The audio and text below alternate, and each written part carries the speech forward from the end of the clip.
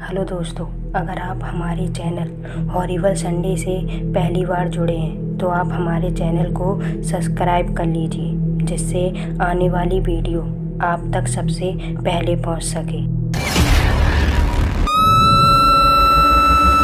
हम वहां से भागने के लिए मुड़े ही थे कि वो हमारे सामने आकर खड़ी हो गई।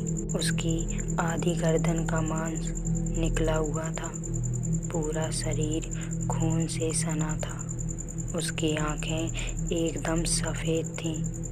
उसने राघव की गर्दन पकड़ी और उसे दीवार में दे मारा। उसने राघव को तब तक नहीं छोड़ा जब तक उसकी मौत नहीं हो गई। वो मेरी तरफ बढ़ ही रही थी कि बीच में आदिति आ गई।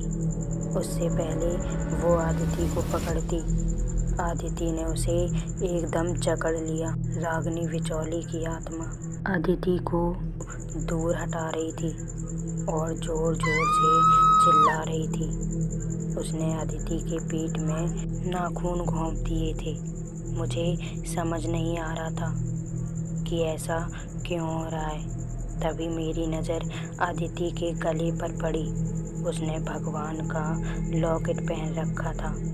आदिति की पीठ से खून लगातार बह जा रहा था।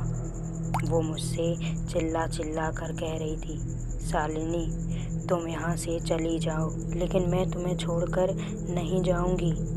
शालिनी, यहाँ से जाओ, वरना ये तुम्हें भी मार देगी। मैं वहाँ से भागकर हवेली के बाहर आ गई, लेकिन अफसोस, मैंने अपनी 3 दोस्तों को बेमौत मरते देखा था।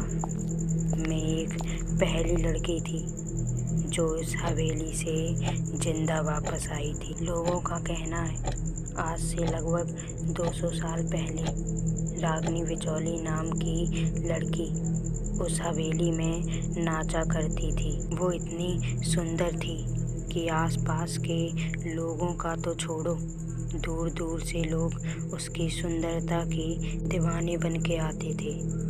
ऐसे ही 2 भाइयों ने जब रागिनी को देखा तो उनके बीच झगड़ा शुरू हो गया कि रागिनी से शादी कौन करेगा। उन दोनों भाइयों में झगड़ा इतना बढ़ गया कि एक दूसरे को मारने पर उतारू हो गए। लेकिन रागिनी नहीं चाहती थी कि उसकी वजह से किसी की जान जाए। इसी बीच बचाव में खंजर रागिनी के सीने में घुस गया। उस हवेली में खून तो हुआ, लेकिन उन दोनों भाइयों का नहीं, बल्कि रागिनी बिचौली का।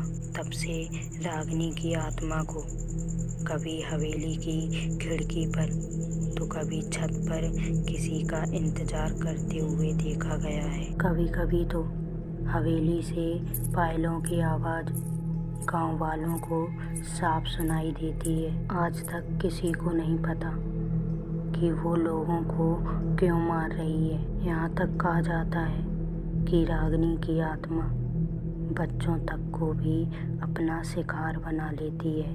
आज भी वो गांव रागिनी बिचौली की दहशत में जीता है और मौत का वो खौफनाक खेल आज भी जारी है।